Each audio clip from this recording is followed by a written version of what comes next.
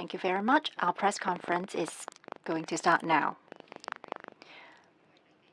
The female reporter on the second row. Good afternoon. This is from TDM. I would like to ask about the Central Pension Fund. You're not going to inject any money into it. Are you going to compensate these people?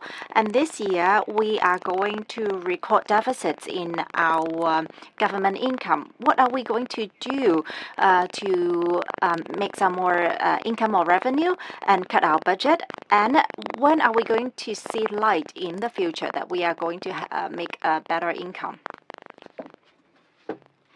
Thank you very much for your questions.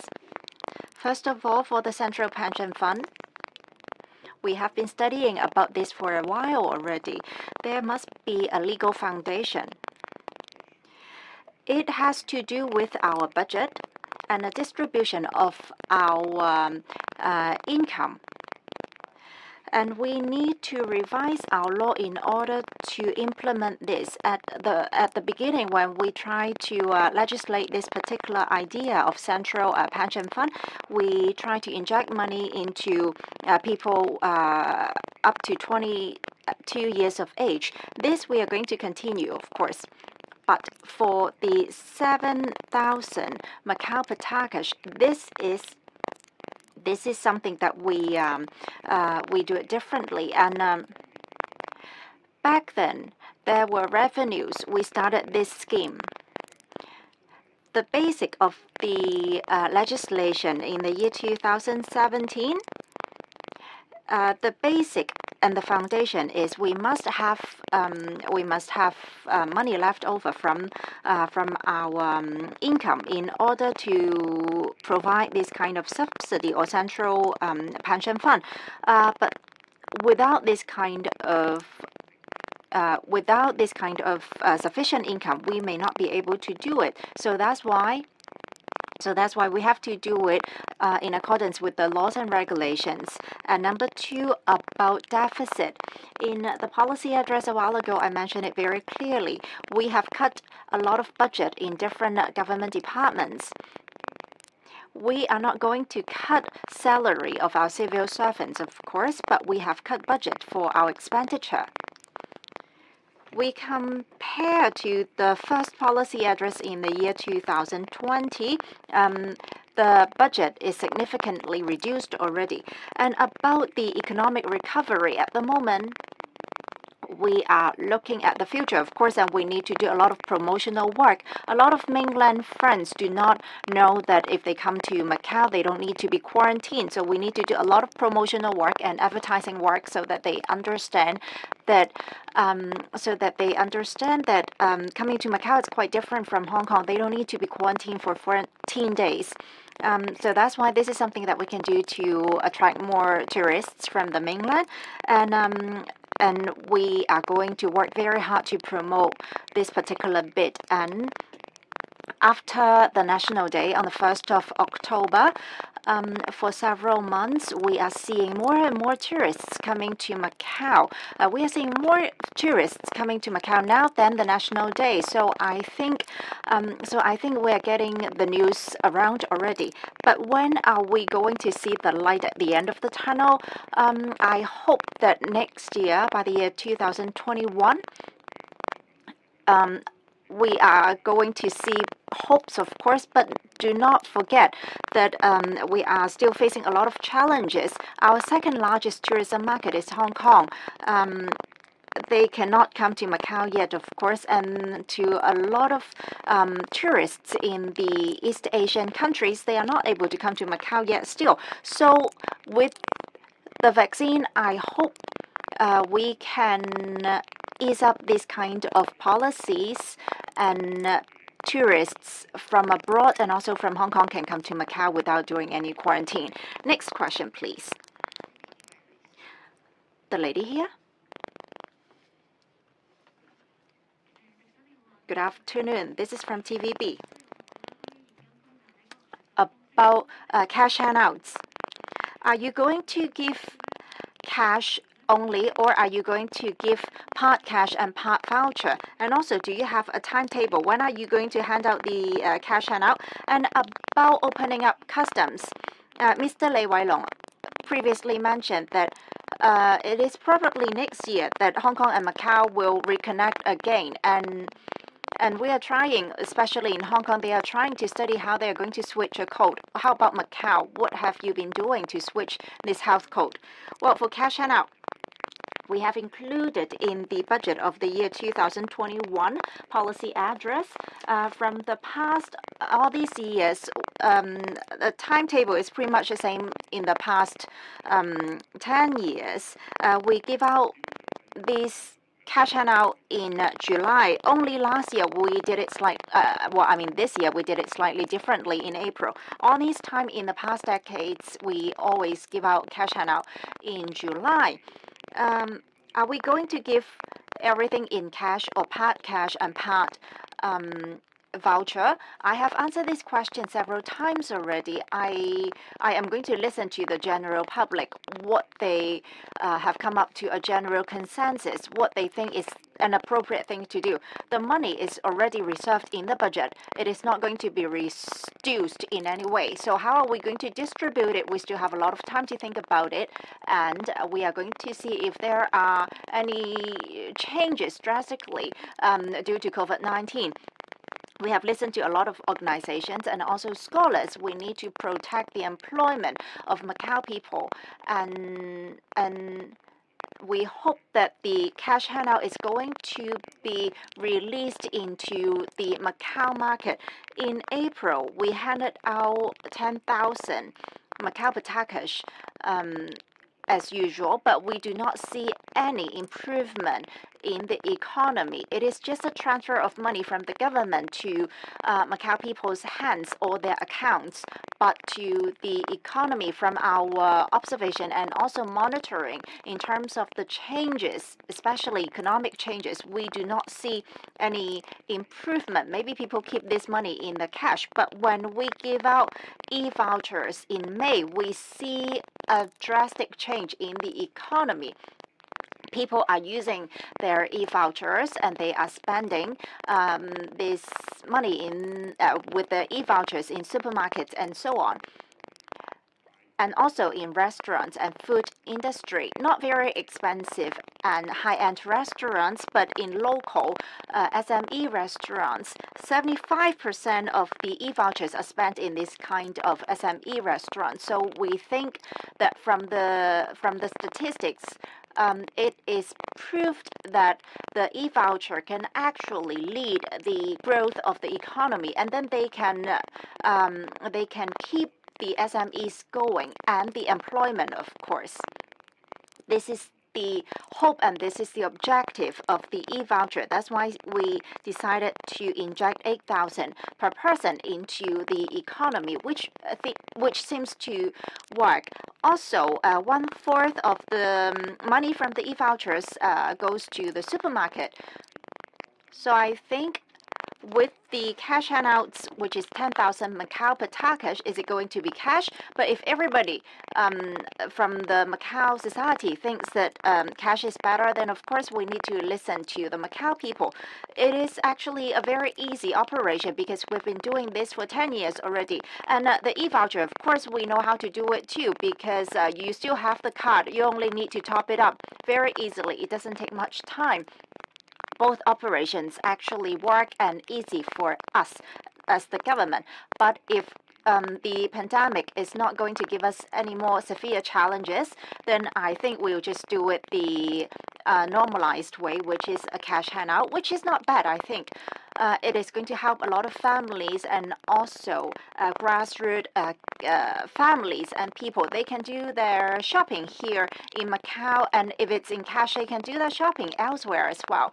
So the objective is that we want to make sure that the Macau people would like to keep it as cash, then we'll be okay. We keep an open mind to this particular aspect. As for the customs between Macau and Hong Kong, to be frank, you can go to mainland from Hong Kong, and Hong Kong people can come to Macau too, but there are quarantine requirements, and of course there is health code as well. The customs are never stopped in between the two regions, but no matter what, with or without the code, you still have to do a 14-day quarantine. But there is something different now. You can spend 14 days in mainland, and then you can do a clerk as a test again, and then if you go to Hong Kong, then you don't need to do a 14-day quarantine. In the past, without this improvement, you go to the mainland and you need to do 14-day quarantine, and then you go to Hong Kong another 14 days, altogether 28 days. So I hope that we see the improvement now, and of course I always welcome Hong Kong people who go from Hong Kong to mainland and they spend 14 days in mainland already. Then they can come to Macau. And to Hong Kong, I think we do not see a change in our policy yet. At the moment, they still need to be quarantined for 14 days. And last time I talked to the chief executive of Hong Kong, Ms. Carrie Lam, Hong Kong citizens who live in Macau, if they want to go back to Hong Kong, they don't need to do a 14-day quarantine.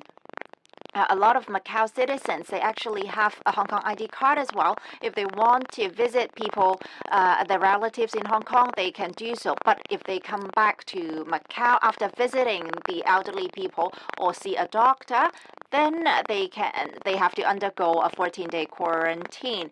So now it is a little bit more convenient than before, but of course it's not like before COVID-19. I hope you all understand. Some people in Macau, they have Hong Kong and also Macau ID cards. This particular policy is actually very convenient for these people who can go back to Hong Kong and visit their relatives. But they just have to do a 14-day quarantine in Macau if they have to come back. Next question, please.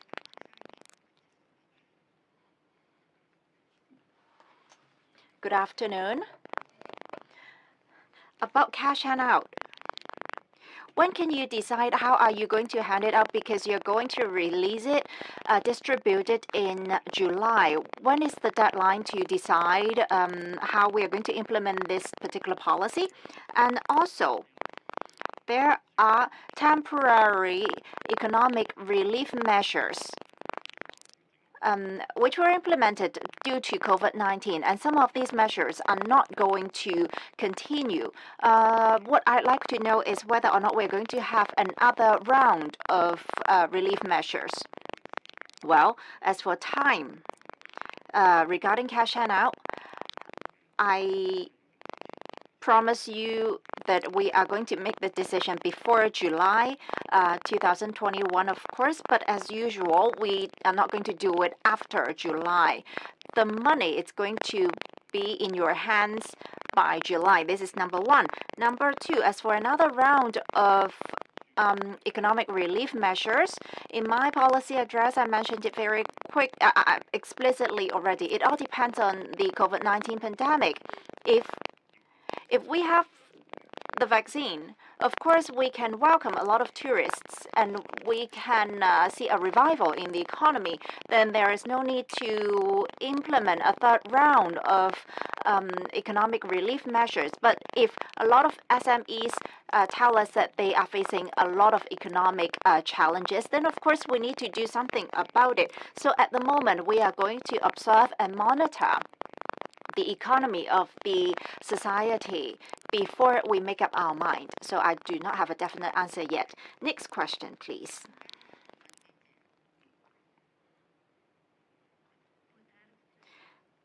Good afternoon.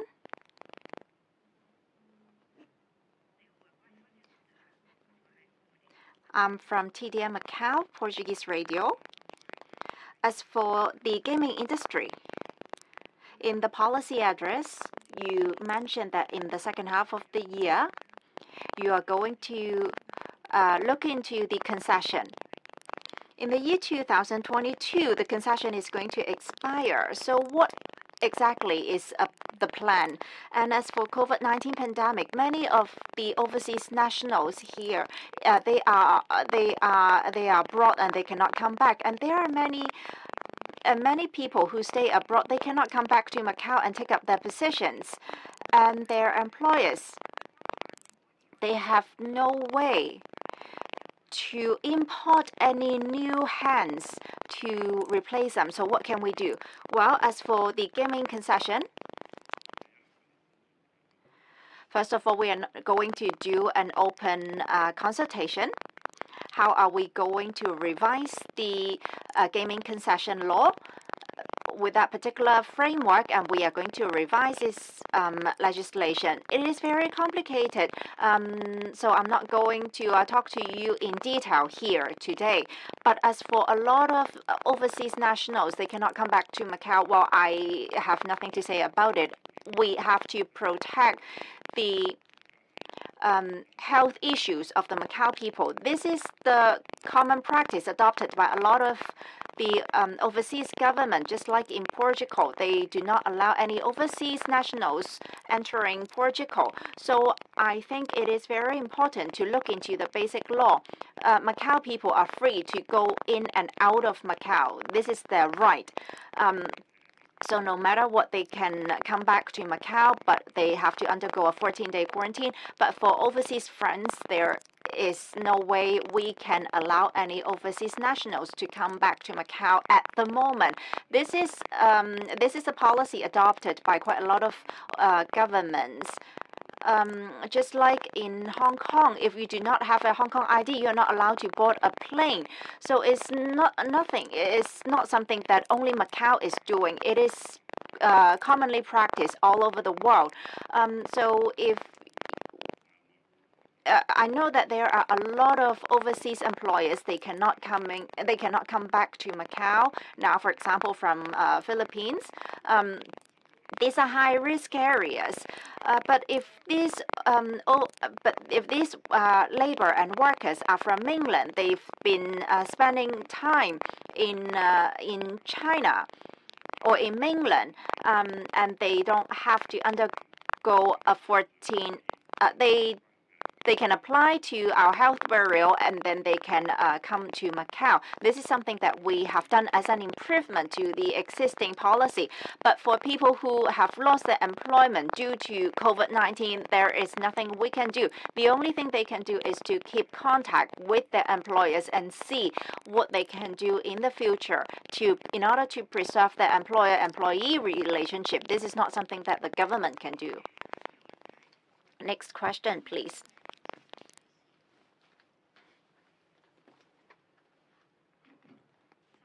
Good afternoon. This is from Baku Journal. I would like to ask a follow-up question about gaming session. You are going to do a public consultation, and then you are going to revise the legislation. But the concessions are going to expire soon. Then how are they going to operate once it expires? If you cannot do the revision of legislation on time, and then the contract or the concession expires, what are we going to do? This is my first question. Second question, in the policy address, you said it very explicitly about the unemployment rate, and there are people facing problems regarding their employment and unemployment. And we know that this is very severe. The unemployment rate is high, and the laborers who are going to leave Macau, and there are a lot of people with a blue card they can retain here to work, but then there are a lot of Macau people who are losing their jobs. What are you going to say? And also for civil servants, they have a lot of problems themselves. For example, they have an attitude problem. So if this problem is going to worsen, what are you going to do? Are you going to fire civil servants? Can you tell us a bit more? Question number one. We are going to do everything step by step and according to the timetable. We are going to do it accordingly. So at the moment, I'm not going to answer any questions regarding this. We have 2 years before this concession expires. So I think we can still think about what people are going to say about this concession during the public consultation period. And unemployment rate, of course, it is a very serious problem. I agree, and I have to tell you frankly that there are a lot of jobs that Macau people do not want to do. For example, in the construction industry, we have a lot of training classes to train up constructors, but there are not too many people who want to do the training, even though the salary payment is quite high. So in that aspect, we have no way but to import non-local workers. And for the service industry, a lot of waiters and waitresses, they work indoors. And if Macau people are willing to do this kind of jobs, then of course we don't have a problem to hire Macau people. But to me, a lot of Macau people, they value highly their relationship with big companies. They hope that one day the economy will revive, and if they are going to give up their contract now, they cannot go back to their original position. So a lot of people, they are facing problems on two sides. There are people who are taking no pay leave, or maybe they are actually laid off, but they don't want to leave this particular industry that they've been working for years already, because they are worried that if they leave this particular industry, when the economy revives, they cannot work in the same industry anymore. This is a problem that worries them. And for Macau, there is another industry that I would like to talk about, like domestic helpers. We have 30 to 40,000 domestic helpers in Macau. Are there any Macau people who would like to be a domestic helper? And 20,000 people work in the service industry. Not too many people in the financial market. And so you can do an easy calculation. Are there any people who are willing to serve the construction industry and also the food and beverage industry? If Macau people are willing to take up these jobs, and all the job positions will be open to Macau people only, of course we are willing to do that. But the problem is we cannot force Macau people to do these jobs if they are not willing to. This is just like this is a very easy point to understand. We've been organizing a lot of training classes for Macau people so that they learn new tasks. But maybe they come to these classes and try to learn how to operate these construction machines. They've been learning, but whether or not they are willing to take up this position is another question. So if we would like to forbid or we stop hiring non-local workers to do this kind of job, we have no problem at all. But the thing is, it is very, very difficult to ask Macau people to engage themselves in this kind of positions, such as construction industry and also domestic helpers. Ask yourself, ask Macau people, if we lose these domestic helpers, what happens to these Macau families? This is going to be very difficult, because if all of the domestic helpers, non-local domestic helpers, suddenly leave Macau, then what is going to happen to the Macau society? So think about this. There are jobs that maybe Macau people would not like to take up. If Macau people are willing to take up any position at all, they refuse to have non-local workers serving them at all, then this is a different story. But the thing is,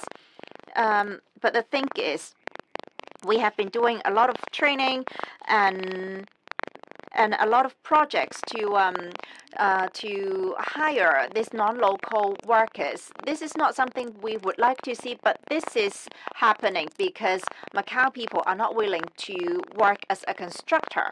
And the thing is, the monthly salary for a constructor is not low at all. So it is very difficult for the government to solve this particular problem if Macau people have this particular attitude. So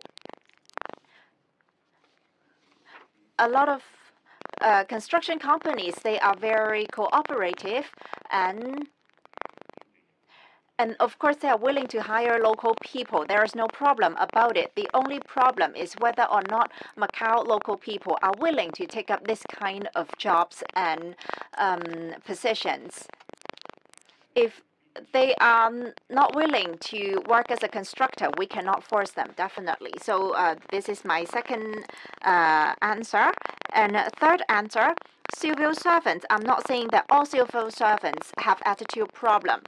We have 36,000 civil servants. I'm not saying that all of them have attitude problem. If all of them have this problem, it's not going to work, right? But there are a few of them who need to adjust themselves maybe, and we also need to look into the promotion policy and also scheme, whether or not they see a future serving the government, and we have to study the morale issue within the civil servants team as well. We do not want to see that civil servants making complaints about it is better to know someone than to be educated. This is not true. I want that young civil servants have a way to work themselves up.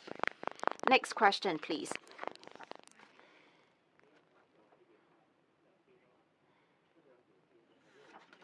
Good afternoon.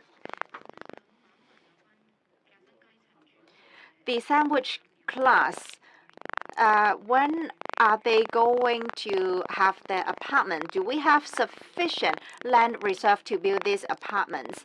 And the urban renewal plan, it's going to be released next year.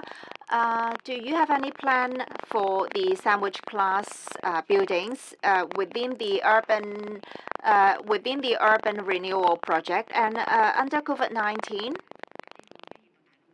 we see problems because we have a mono economy. All these years, we've been trying to do economic diversification. What are the results until this moment? And if we are going to promote regional collaboration, what are some of the key points that we are going to focus on? First of all, about the sandwich class, we are doing a public consultation, and a lot of people come up with very interesting ideas. What exactly is a consultation? Of course, we need to come up with a framework first. Exactly what is a sandwich class? In April, I mentioned it very explicitly already. First of all, what is the definition of a sandwich class? If we don't think there is the need to study what exactly is sandwich class, then of course we don't need to do it. But of course, now that we've listened to a lot of people, we think that there is a need to solve problems, housing problems especially, of the sandwich class. After the draw a couple of days ago, many young people, they did not get the draw. So they don't have the economic housing provided for them. So they are a bit worried. And they don't have elderly people within their family. So that's why they are never drawn to have an economic house. So Mr. Rosario told us already in plot A, in zone A, the land reserves are described in the plan already. So the release of land is going to be done in different stages, and exactly what we are going to do for the sandwich class is something that we all need to come to a consensus. We are going to do a public consultation, and then we are going to come up with a detailed plan. And after we release the information, we are going to be complained or we're going to be complained by the public again. So what I want to see now is that the general public needs to give us their thoughts and suggestions. Always remember, the sandwich housing is just like private housing.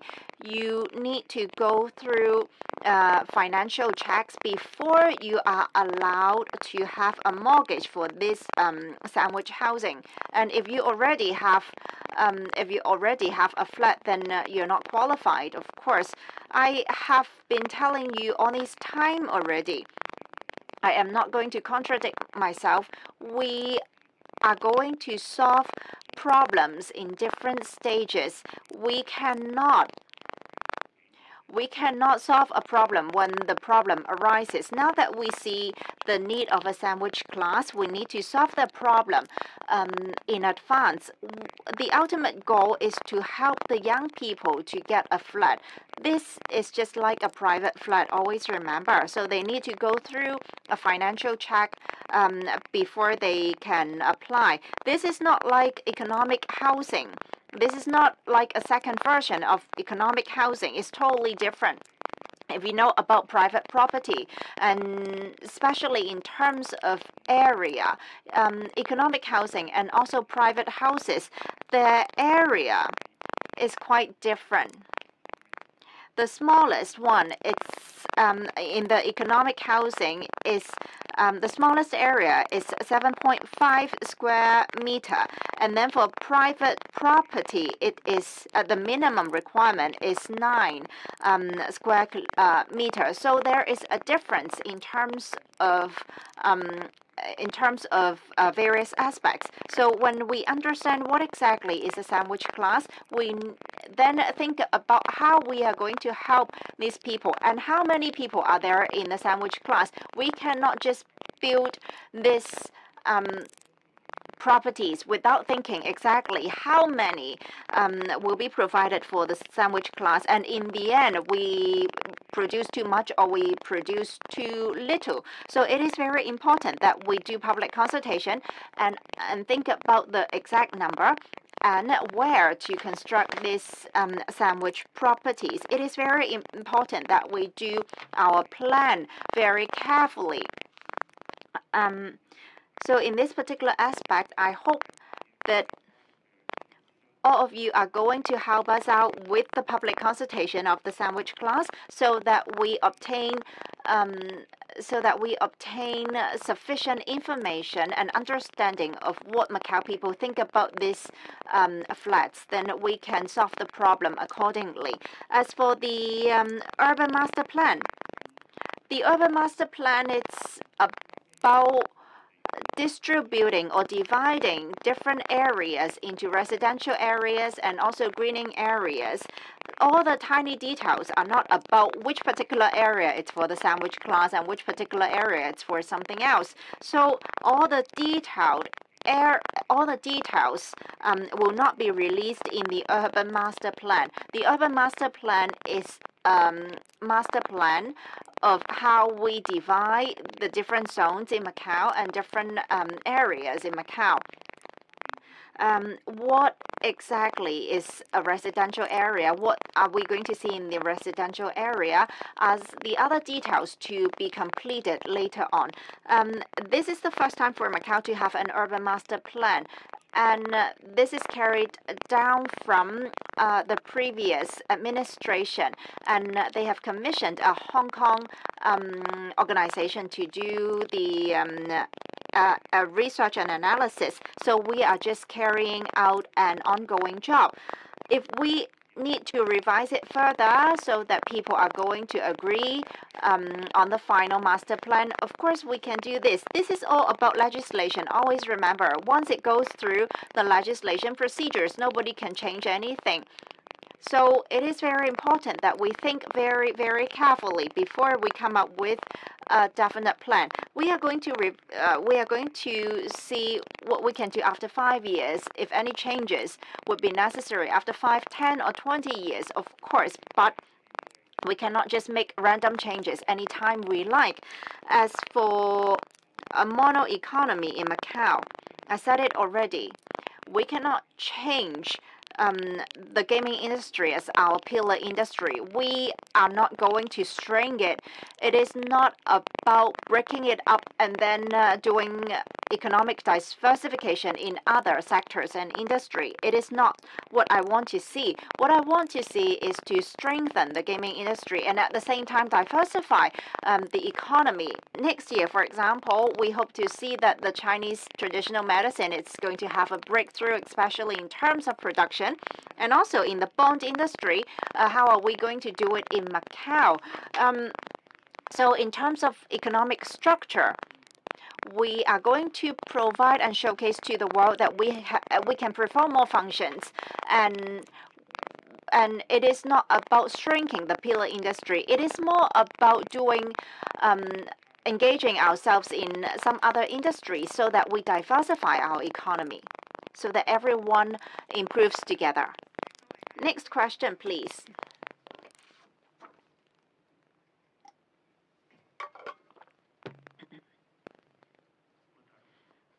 Good afternoon.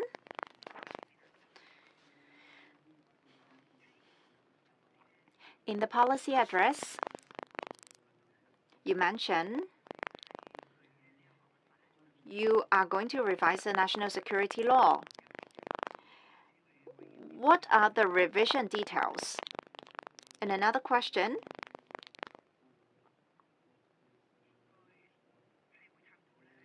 how we are going to establish a unit to defend the national security law. What exactly are they going to do?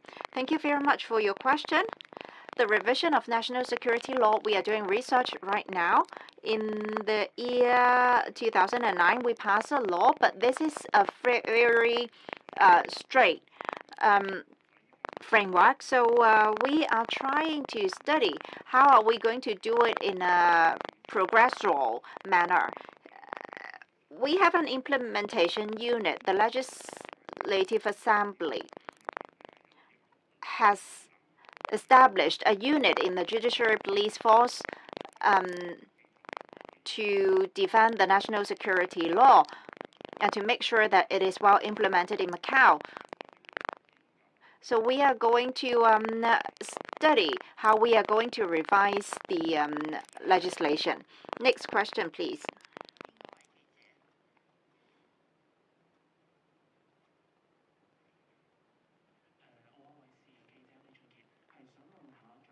I would like to ask about the sandwich class housing again. Mr. Rosario, in terms of legislation and construction, they do not say that they are going to do it next year. And at the moment, we need to come up with a general consensus among the Macau citizens. So from the previous administration until this year, there is no general consensus. What if we never come up with a general consensus? Does that mean we are never going to have sandwich housing? And about nurturing local talents, and also talents from mainland, we are going to have more mainland students. Many mainland students are going to go back to the mainland after they finish their studies. If we are going to keep them, does that mean we are going to ease up the policies, the existing policies, so that we can keep them in Macau? About the sandwich classes, I answered this question already. First of all, always remember, public consultation is very important. If nobody thinks that we should have sandwich housing, then of course we need to stop. But I told you personally, I received a lot of letters from the Macau citizens that sandwich housing is very important, and I listen to you. But there are a lot of people in Macau who are against the idea too. So I think it is very important that we listen to the general public. Mr. Rosario does not really have a plan yet for next year, of course, because we are still under public consultation. If this is still undergoing public consultation, there is no plan to be implemented next year. If we can come up with a plan, if we can revise it, then we can implement it. The thing is, always remember, if we have a plan and if we never implement it, then this is not going to work. So always remember, after public consultation, we are going to study Macau people's suggestions and comment, and then we are going to answer questions from the public. And of course, after public consultation, they are going to run legislative procedures before we are going to construct these buildings, because economic housing and all other houses, we have legislations. So for sandwich houses, we are going to have legislation as well. And for nurturing talents, first of all, tertiary education, we welcome mainland students, more mainland students. This is true. And how are we going to import them? How are we going to keep them here? Import them. How are we going to import them? We are going to establish a committee to understand how we are going to diversify the economy of Macau. We are going to evaluate the importation of these talents. We are going to legislate it, and we are going to do it according to the legislative procedures. This is very different from graduates who graduate here in Macau and then they stay here and then they serve the Macau society. And talents of Macau, you can see that actually different governments, they have their own plans to retain or to import talents. In Hong Kong, in mainland, these are practical solutions to the need of talents. Many mainland students, they are not going to stay here in Macau. So these two are totally different issues. Please be careful. And another question, please. Good afternoon. This is Radio Macau. I want to go back to Cash and Out. You're going to listen to the Macau people, as you said. And are you going to do a public consultation, or how are you going to receive information from the general public about the revision of the gaming legislation and the concession? If we are not going to finish a revision of the legislation, are we going to extend the concession? Or once it expires, what's going to happen?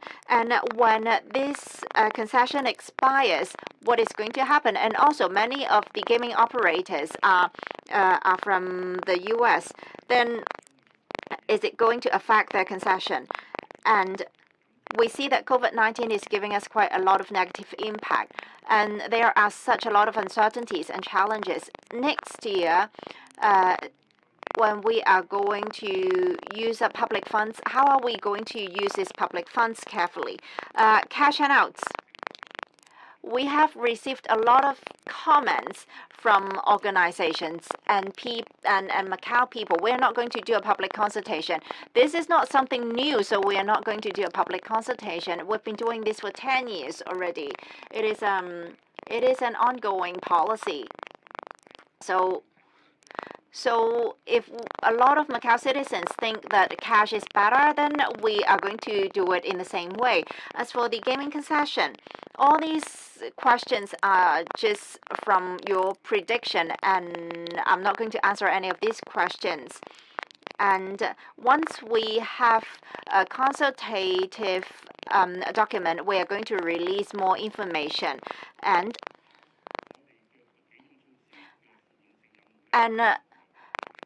negative impact due to COVID-19 and also the economic relief measures. Of course, there will be negative impact. If we are trying to subsidize SMEs, they cannot fire their employers. They cannot fire their employees for half a year. But you can see what's happening in our neighboring regions. Once the expiry date is used up, then they are free to lay off their staff. So we are going to see some other negative impact once the deadline is up. Just like the tourism companies, we are seeing this happening already. So this is not something that we can stop, but of course the only solution to it is an economic revival. Of course, I would like to tell people and persuade people that we try to solve the problem together. We do it hand in hand. Next question, please. My question is, for the importation of talents, you're going to set up a committee, and you are going to evaluate these talents. At the moment, there are immigrants who can immigrate to Macau because of their professions. Do you think this is going to be an overlap with what the trade and investment organization is doing? And just now in the policy address, you mentioned that you are going to allow Macau vehicles to use the Hong Kong Zhuhai Macau bridge and then go to Guangdong. What about the problem with insurance and so on? Well, there is profession immigration. This is true. I understand it. And we see that there are quite a lot of problems because of this immigration plan. So now, for this particular bureau, if they cannot really import the right talents for Macau, that's why we establish a committee to evaluate what kind of talents we need for the Macau society, and we are going to import those talents. So it is going to be a totally new thing to be done. And we are going to study all the applicants. For the applicants who have a higher score, of course, they have a higher chance to immigrate to Macau. At the moment, the talent committee is working on that already, and they are studying what kind of talent we need, and we are going to include it. We are going to include it in our legislation. So the comments from the talent committee, it's going to be the legislative foundation. Many regions and many countries are trying to attract talents elsewhere. If we only rely on the existing policy, and we only see negative results coming from the existing policy, so I think now we need a change. So I think that it is better for us to divide the workload into, give the workload to a different committee so that they can serve the Macau society better. And for the vehicles going to Guangdong, we have been negotiating and talking to mainland, and they have an open mind, and they hope that Macau vehicles can go to Guangdong. For example, in Hangqing, we still have quite a lot of quota to be applied, and nobody is trying to apply. And so I don't know what's going on. There are such a lot of quota, and people are not applying. So we would like to expand this to Guangdong province. So I hope that more people are going to apply to use this quota so that they can use their Macau vehicles to go to Guangdong. And also for insurance, for these Macau vehicles using the bridge and also going to province, we have seen quite a lot of debates in the Legislative Assembly. If we think that we cannot accept mainland drivers driving in Macau, then if they need to take an exam, then if we want to drive in the mainland, then we are going to take exams. Things always go in two ways. It is impossible for us to reject mainland drivers while they accept Macau drivers. But of course, we need to listen to legislators and lawmakers. Next question, please.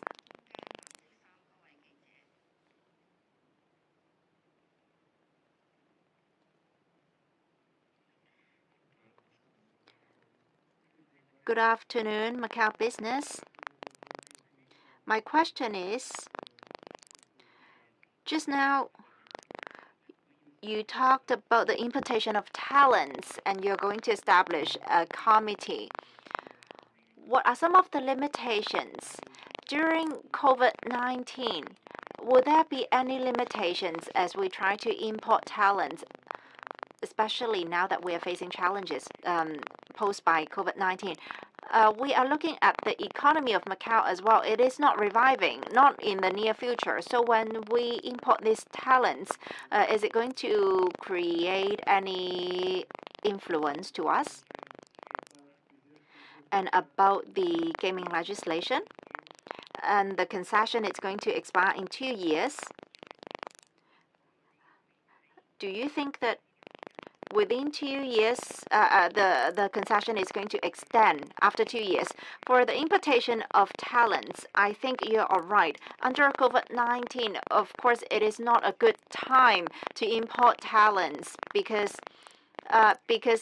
this is going to be a long-term plan to import talents. Of course, COVID-19 or the virus could be with us for a long while, but it is not going to be with us forever. So we need to study the norm of Macau. What is the long-term development of Macau? Talents are going to be a very important cornerstone. So it is very important that we are going to import the right personnel for the right industry. For example, we need high-tech professionals so that they can lead our high-tech industry. So just now, one of the journalists asked if if the graduates are going to stay in Macau just to work in the industry. I am looking into the question in a slightly different way because graduates cannot always lead us. We need professionals, experienced high-tech personnel to lead us. So it is slightly different. This program is very different, and it is about the design of the right personnel to be in Macau. And quite a lot of journalists have asked the same question about what's going to happen 2 years later, so I'm not going to answer this question.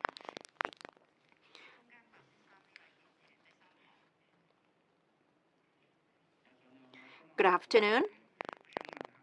My question is about next year. The Legislative Assembly is going to have their election next year. The number of seats, do you see any changes? Do you expect to see any changes? And my second question is, to integrate Macau into the national development, especially in Hangting, in terms of collaboration with Hangting, do you have any new ideas?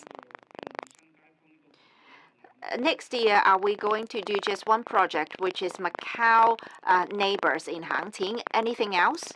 Thank you very much for your question. The Legislative Assembly election, the number of seats does not fall into the power of the Macau Special Administrative Region. We need to study the basic law. It has to be approved by the central government in terms of the number of seats. So if we want to change it, there would be a lot of procedures. Last time, we changed the number of seats a couple of years ago, so we are going to study if there is a need of change again. Now, we have 33 legislators for 670,000 Macau people. If we compare the same numbers with Hong Kong, do you think we need to see a revision in terms of numbers? Well, maybe if we are going to have more legislators, we need to have a new building for the Legislative Assembly.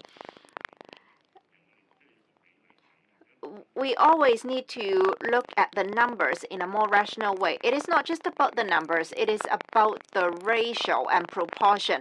Look at the number of the Macau people and look at the number of the legislator. As for the Hangting project, next year, of course, one of the projects is the Macau citizens or Macau neighbors in Hangting. This is one of the projects. And for the collaboration zone, it is not just about projects, it is about policies. We want to obtain approval of policies from the central government.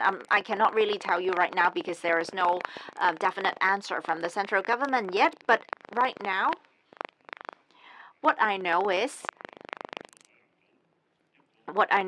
look at Hainan for the tax-free industry, it is a very attractive industry.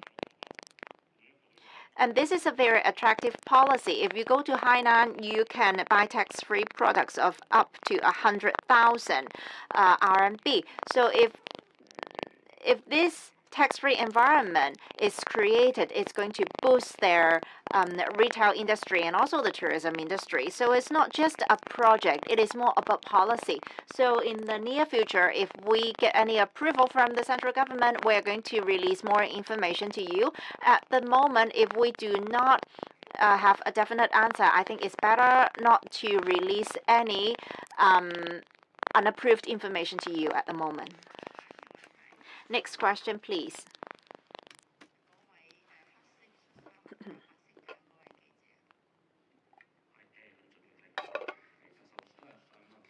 My question is about the gaming concession again. It is not just about the time when it's going to expire, but there are a lot of comments about the economic condition of Macau.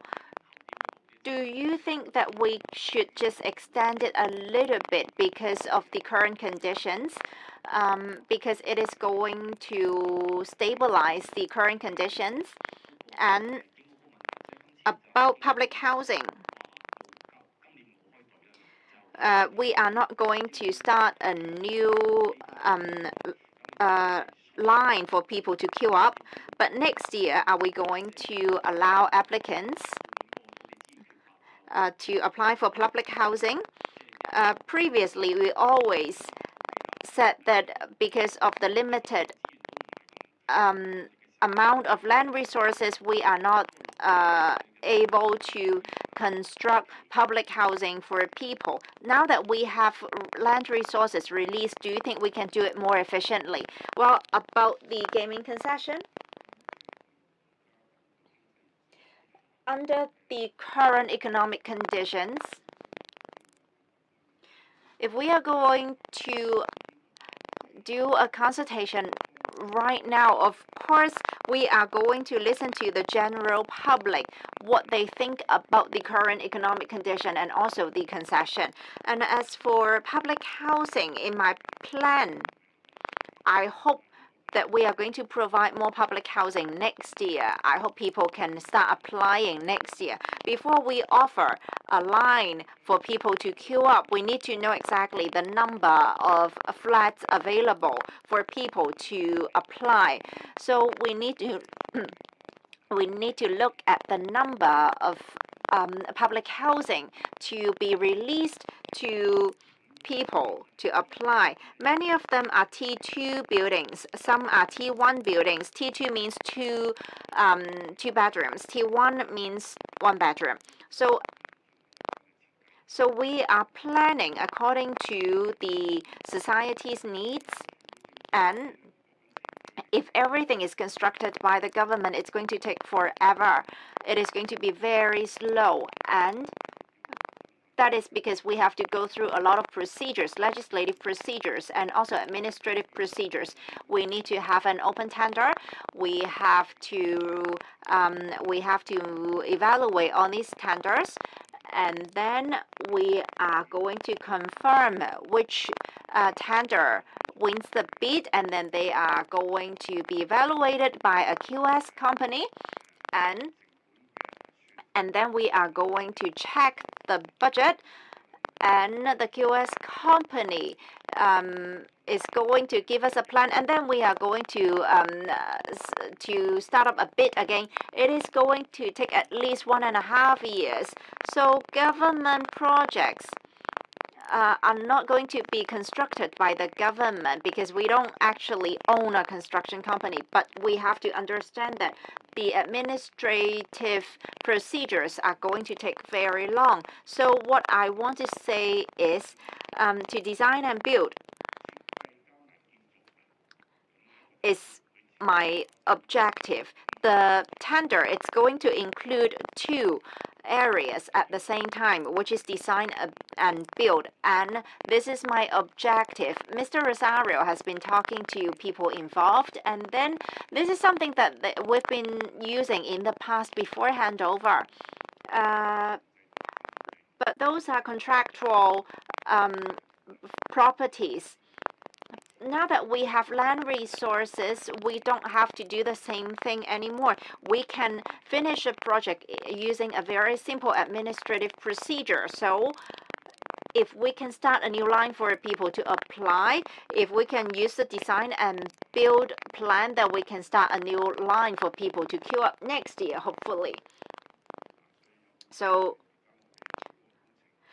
many of the projects, now we have this kind of experience all these years. After a tender, they may end up in court, and then it is going to drag forever. So I hope that if we can simplify these administrative procedures and we can protect that the public funds are going to be spent and used wisely, then we can start up this line for people to queue up next year.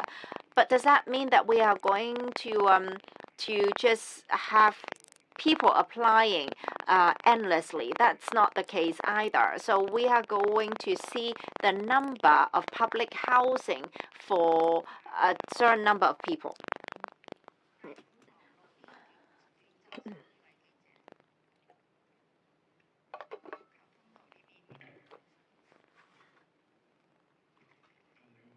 Good afternoon.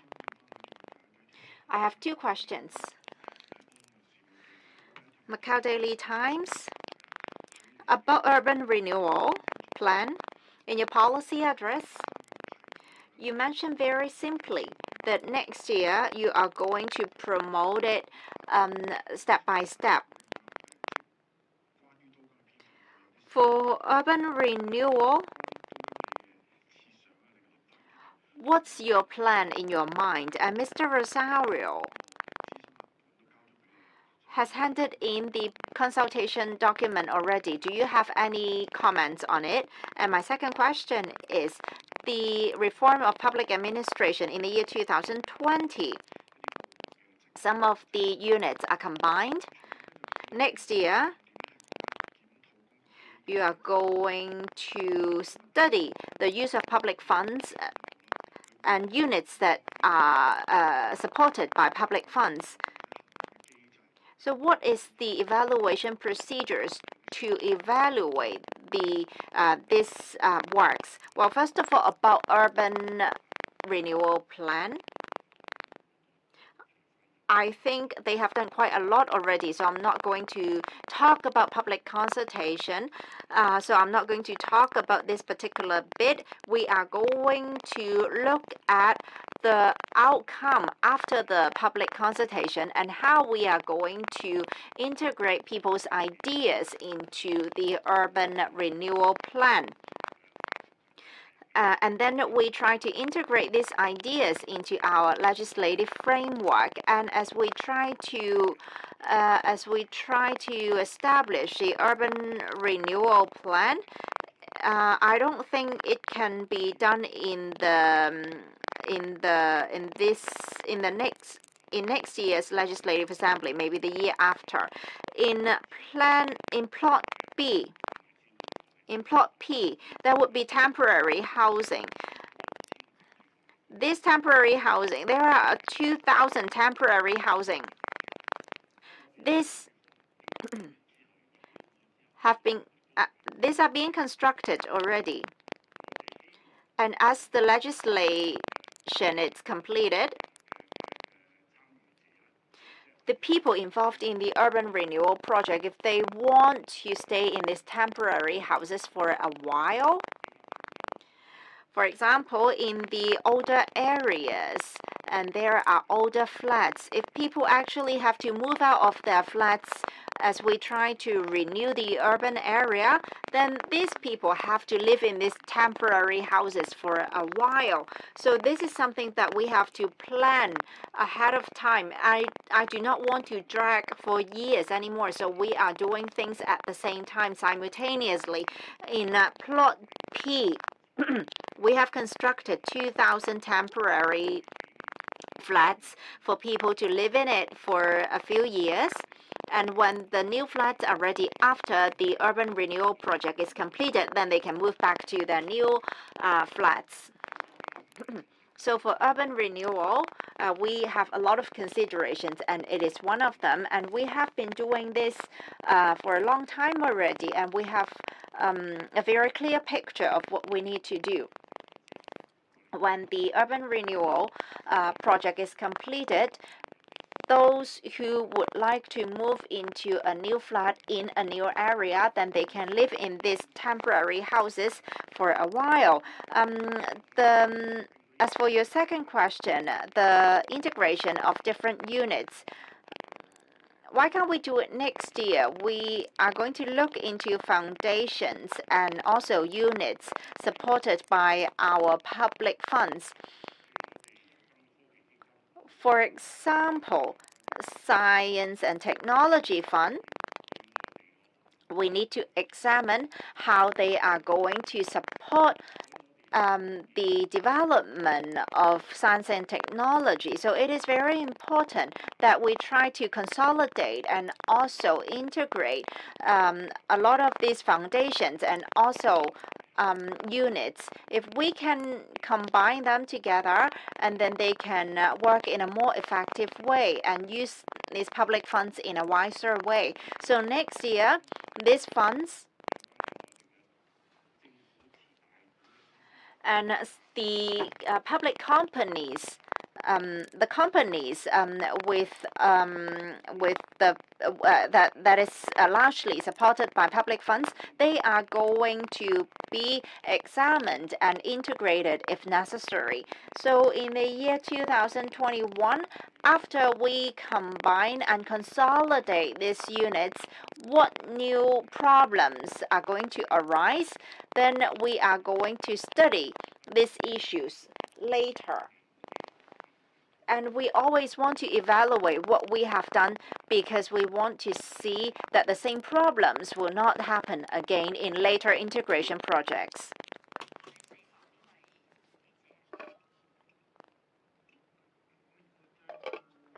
Good afternoon.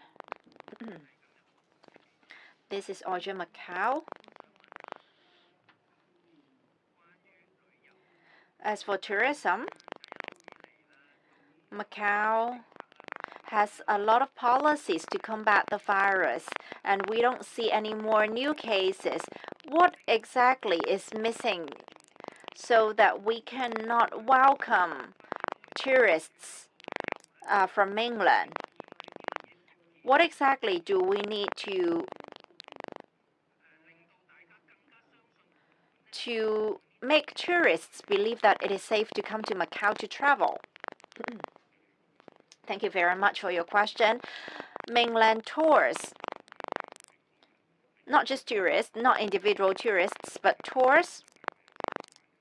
In the year 2019, the number of mainland tourists visiting Macau as tourists, we have about 7 million. This is a number that we know for sure. And our secretary and also a lot of people, including myself, I have written to the central government saying that we are ready to receive mainland tourists, especially their tours. But at the moment, these particular tours are not encouraged. So if in terms of policy, if the central government can make adjustments about allowing more mainland tourists coming to Macau, if they can do this, it will become a new policy that is going to favor us. Whether or not the mainland tourists believe in the health safety of Macau, of course, we have done a lot of promotional work already. A lot of overseas government, they forbid non-local people to enter their countries. So this is the reality. All countries and regions, like I said, they have their own policy and they have their own responsibility to protect the health of their local citizens. And for us, we need to protect the health of the Macau people. Of course, we need to allow Macau citizens to come back. First time we received 3,000 to 4,000 Macau people coming back to Macau, if you remember, in March and April. Then we see a rise in confirmed cases, about 35 already. But of course, they are imported cases. And we see a lot of overseas students in they are Macau overseas students, and I'm not saying that they are already confirmed cases. They should not come to Macau. It is not that. But when they fly back to Macau on the plane, maybe there would be a risk. So therefore, it is very important that they undergo a 14-day quarantine so that we can monitor their health. Only because the airlines allow them to get on board and then fly to Macau, and it is the responsibility of the Macau government to take care of Macau citizens. But always remember, you need to protect yourself when you're on the plane. There are people who fly back to Macau with transit in Taipei or Korea. But always remember, Europe and European countries and also America, these are high-risk areas. And if they get on the plane with other Europeans and also Americans, maybe there is a chance that they catch a disease. So it is very important that we protect Macau people's health. So Macau students, if they are abroad, if they really decide to come back to Macau, make sure you protect yourself on the plane. Europe, we see a lot of changes of the COVID-19 pandemic in Europe. It is very difficult to predict what's going to happen in Europe and also America. Of course, they do chloric acid test and they do blood test too. If you have a transit, you are going to do another test. So mainland is very, very strict. We are a bit lenient already. You only do one chloric acid test. If you take a transit, you just don't go home. Go to the quarantine hotel once you get off the plane, then everything will be okay. But mainland, they adopt very strict measures for returnees. Next question, please.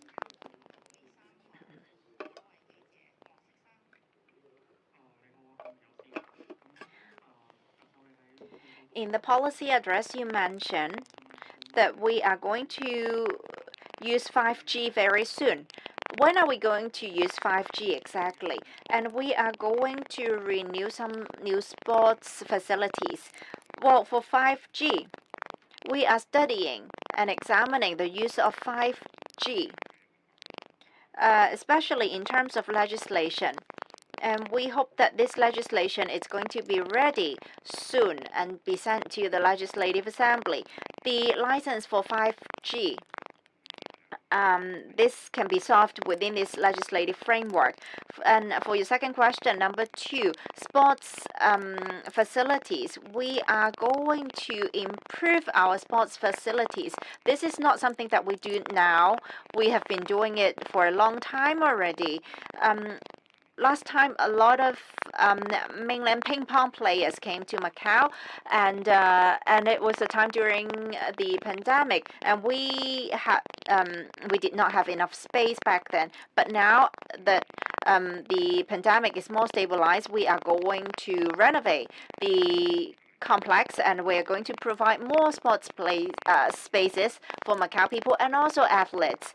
We are going to examine how we are going to renovate these sports facilities to provide better services. Next question, please.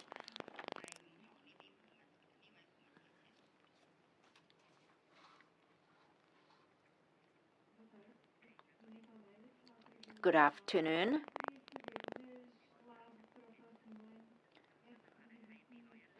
In the near future, next year, let's say,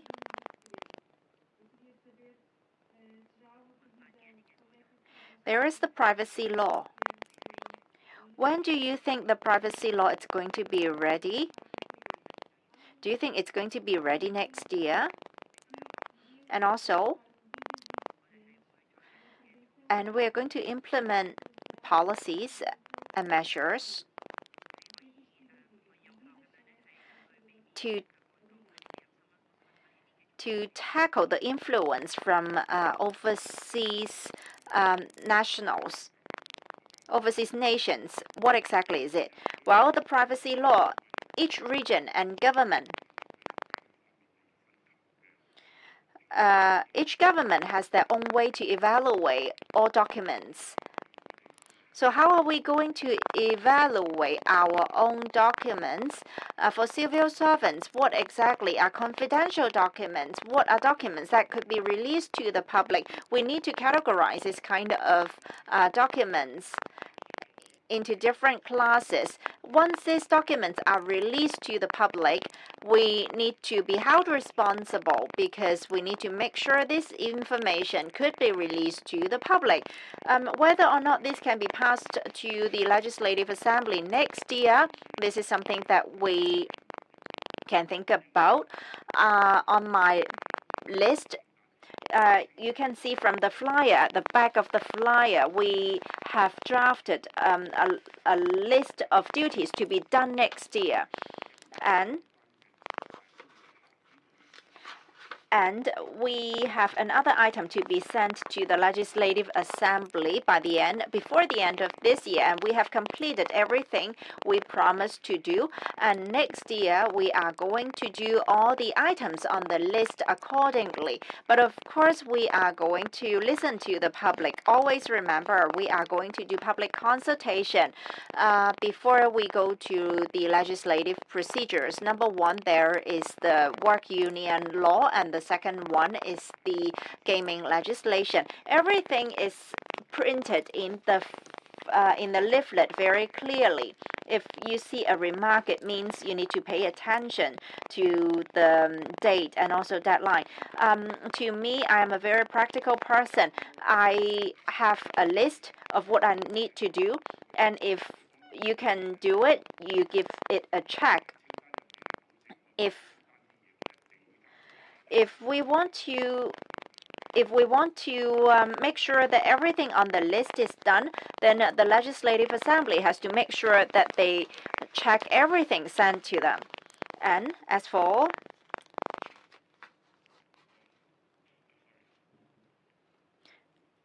how are we going to protect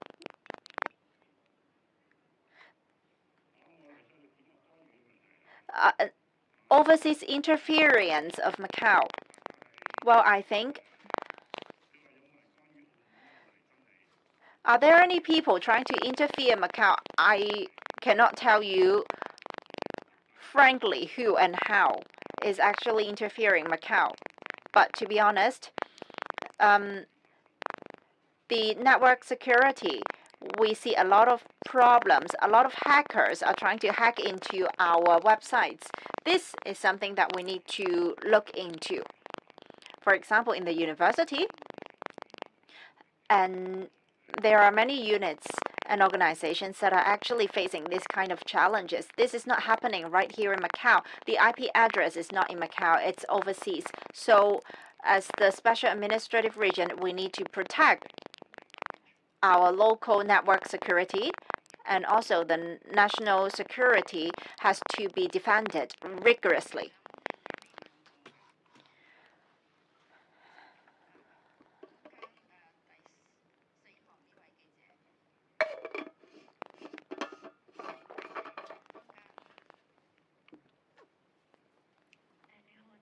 Good afternoon.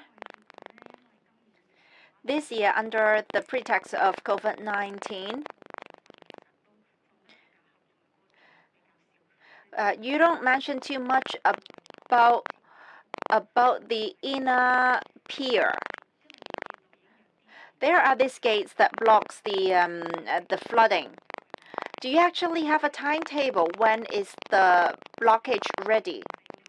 And my second question is, Zone A, as you try to reclaim land, you and Mr. Rosario mentioned that you are going to keep it confidential. Do you have any good news to be released to us? How is Zone A going? The reclaim project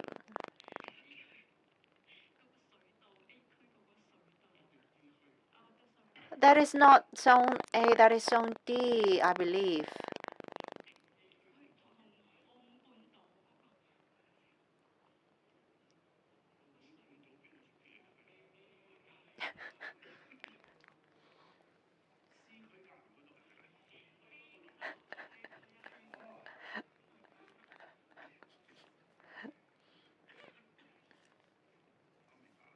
Okay, now I get it.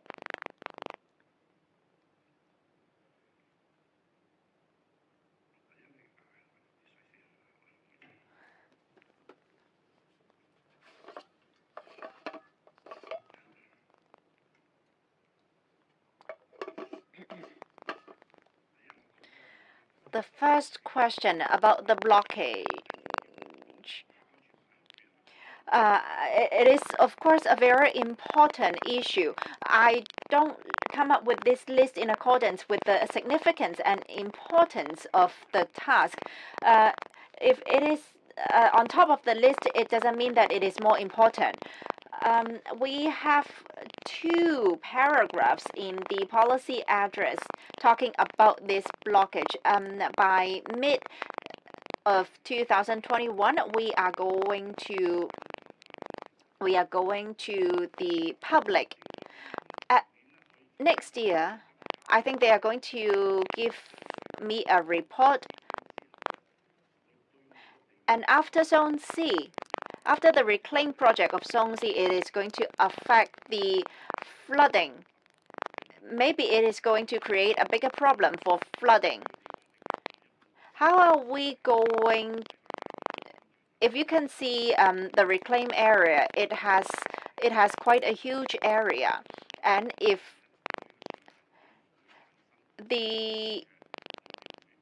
we are not quite sure if the reclaimed area is going to affect the flooding problems of Macau. So I am asking the committee and the unit to do an simultaneous analysis.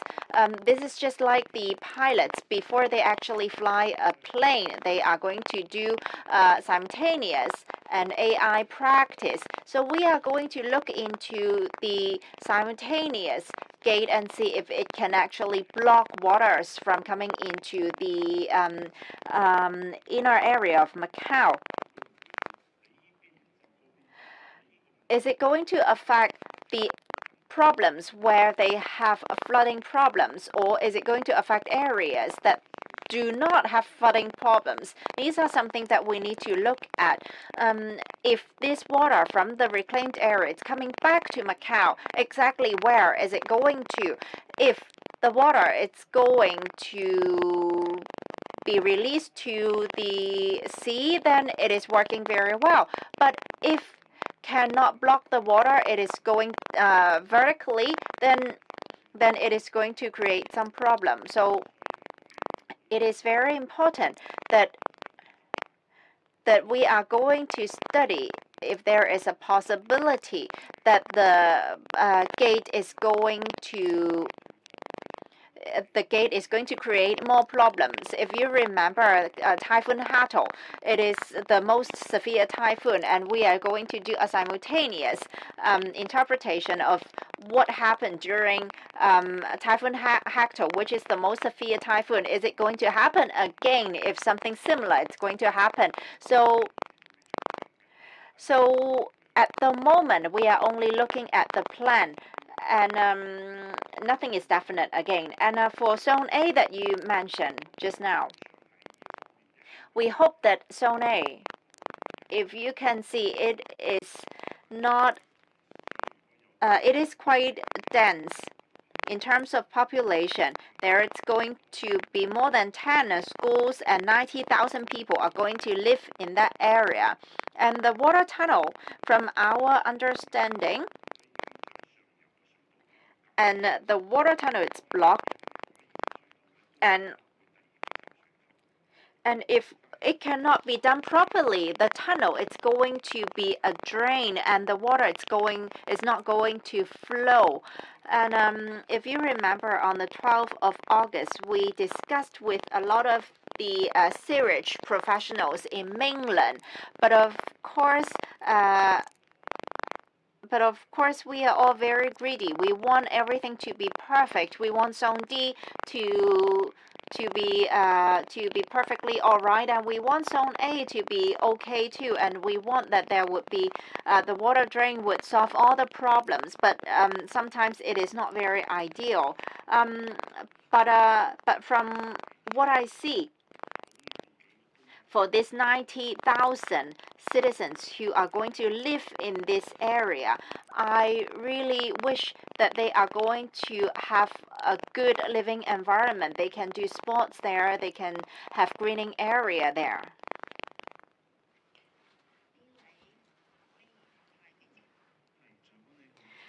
Good afternoon.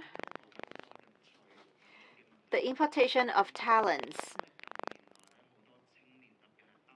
Many youths and young talents, fresh graduates, they look for job opportunities elsewhere, overseas, for example. Do you think that we need to come up with policies to attract talents to stay in Macau and develop? And central government has supported us for the bond market in Hangqing. In your policy address, you are going to promote the legislation of the bond market. Do you have any policies in mind, and also any definite plans in mind to promote the development of the financial industry? First of all, many fresh graduates and students face problems in the job market. We want practical personnel who can bring us their experience. They have their own team to be brought to Macau, and then they can attract fresh graduates to work for them. For a lot of fresh graduates, apart from working in the gaming industry, they have nowhere to go anymore. So I think this is a big problem that we are facing. We need to develop other industries. If the pillar industry is severely affected by COVID-19, it is not developing so well, then the fresh graduates do not have a lot of opportunities. So in terms of the financial market, we need to promote the development of the bond market. How are we going to issue these bonds? And in the secondary market, we need to think about how we are going to develop an infrastructure for this industry. It is very important that we do well in the custody part, and also we need to register for participants in the secondary market. It is going to be a start which is going to attract a lot of personnel who would like to engage themselves in the industry. Of course, a lot of local talents and fresh graduates would like to start working in this particular industry as well. So I think that next year, this kind of legislatures are ongoing already, and professional teams are analyzing and studying the drafts of these frameworks, and we are going to process these frameworks, and we are going to develop our own legislation to perfect the financial industry. Now, at the moment, many of the outsiders, especially in the financial industry, cannot come to Macau because there is no legislation. Without legislation, we cannot protect them, and we cannot protect ourselves as well. So it is very important that we have a better legislation.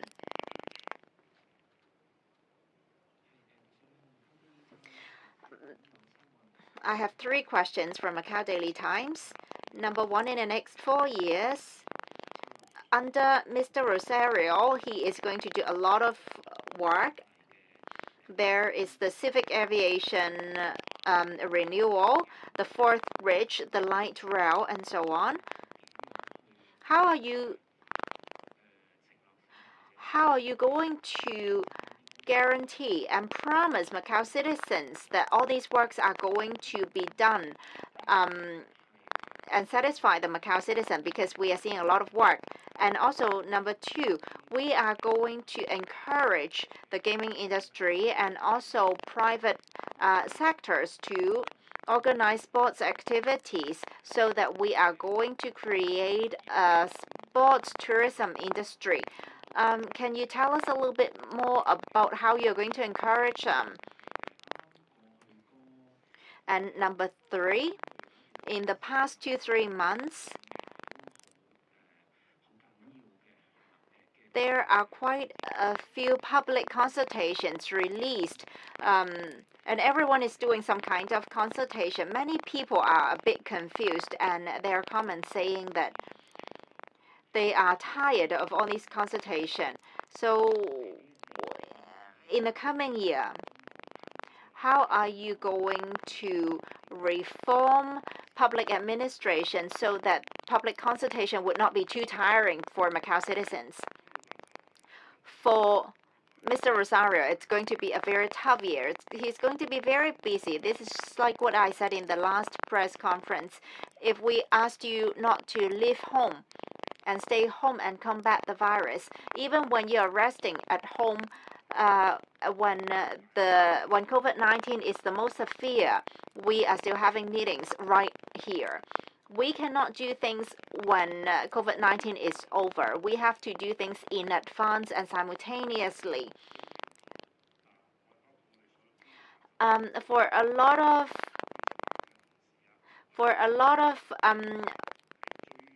offices and bureaus, when the city is very quiet, everyone is having a meeting so that they can do better for the Macau people. If they can satisfy them, it is very difficult to say that everything we do satisfies the Macau citizen.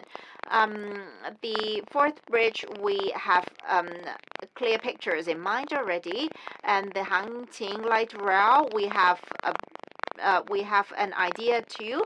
For civil aviation, we extend the concession, and we hope that we are going to stabilize its development in the future. As for sports activities, we are planning what's going to happen next year.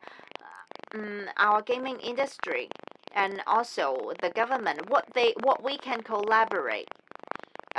They've been working very hard. There is the marathon, for example, and there is the international ping pong competition, and there is also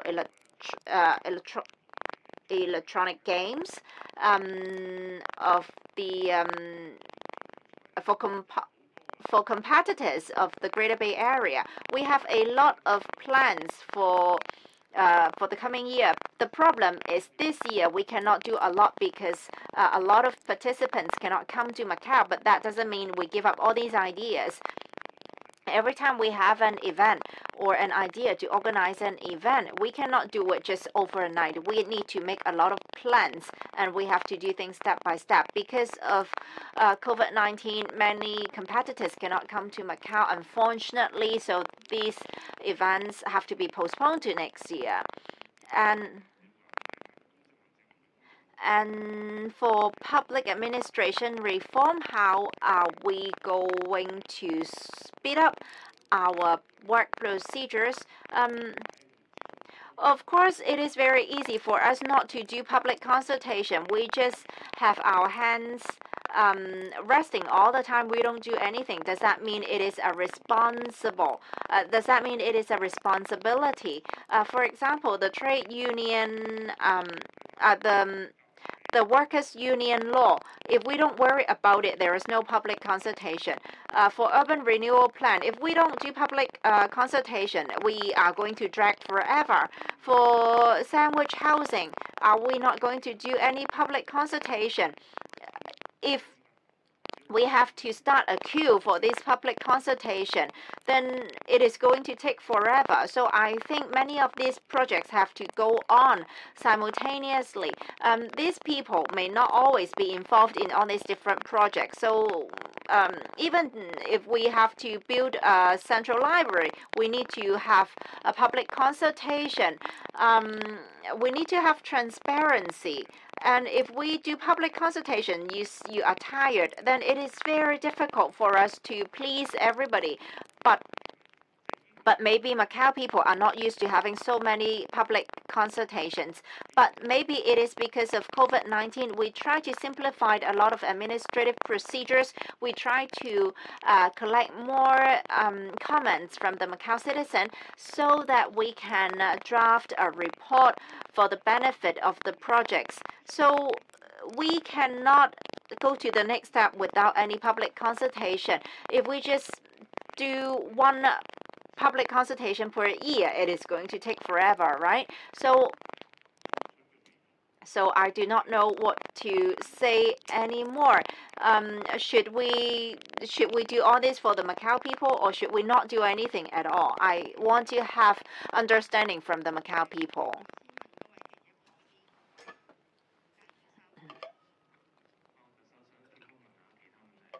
I want to ask other questions. For the sports competition guidelines released recently, all the participants have to undergo a caloric acid test, and the Youth and Education Bureau said that they had to stop doing this kind of inter-school competition because of the new guidelines. And then immediately the guidelines are also changed. There is a series of events about the inter-school competition and the caloric acid test guidelines. And in the end, all the competitions are resumed. My question is, when you implement a policy, it gives people the idea that it is very chaotic and it is very confusing. And does it reflect that there is no communication in between different departments and bureau? This is a classic example to show us that there is no communication between the two bureau, although they are under the same secretary. Just a small issue like this, it shows that there is a failure in terms of communication. And just now you mentioned a little bit about the Hangqing light rail. This is under Mr. Rosario, and next year it is going to start some of the construction work, and we are going to have a tender soon. On the Macau side, the Lotus Customs, the dismantling of the Lotus Custom, is it going to be a tender here in Macau? And what's next? Can you confirm with us? About Sports Bureau and also Health Bureau, I think there is a delay of just about 1 day.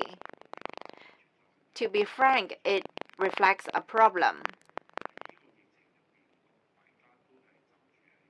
I think all these officials are just trying to make sure that it is safe for Macau citizens and athletes to participate in these sports events. All this time during COVID-19, they have been working very hard to protect our health. Nobody is trying to insist, and they never complicate these works. But with the coordination of the secretary, immediately the two bureaus are back on track again. So the only issue is that they have affected these athletes for 1 day only. To the Health Bureau, they have a very difficult year. I hope to have your understanding. They do everything round the clock, 24/7, including providing Macau citizens facial masks and so on.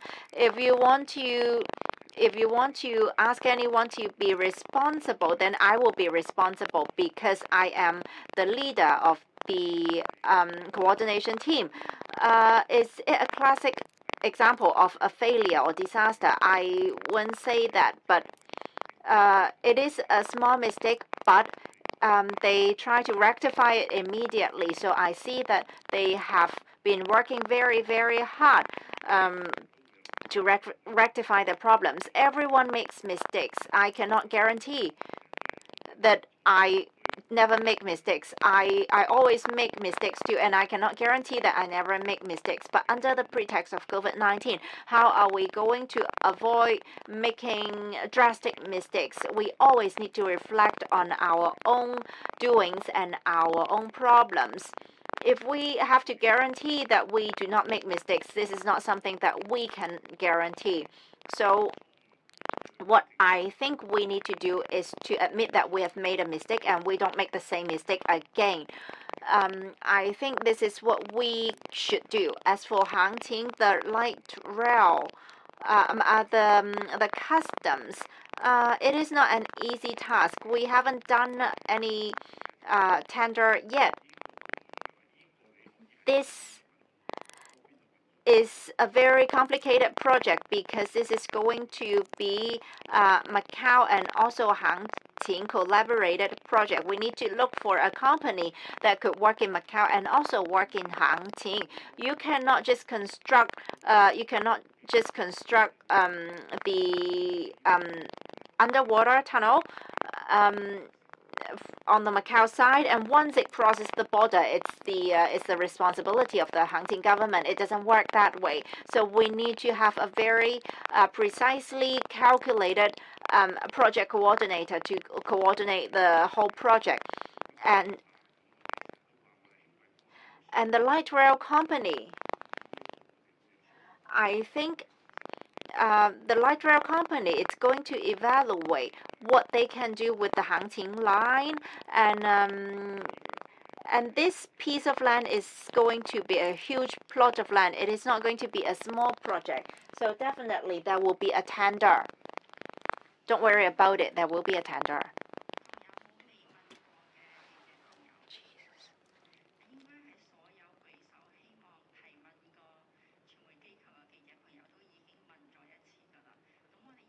I think we are going to have last 3 questions, please. I want to ask 2 more questions, all about Macau. The urban master plan. In plot D, zone D, maybe there won't be a reclamation, and you are going to ask the central government. Do you have any new ideas? If you're not going to reclaim it, are we going to restart the project from zero again?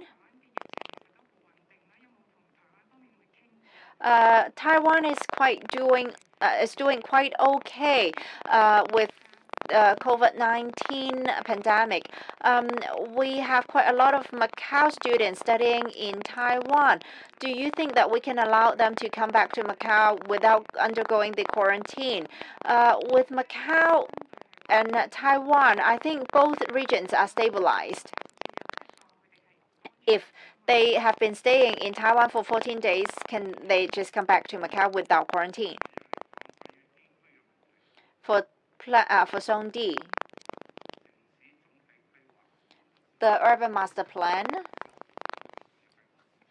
the previous administration has commissioned a Hong Kong company to draft the design, and then we are going to, and they have done a public consultation already. At the moment, Zone D, if we're not going to do anything about Zone D, it does not exist at all.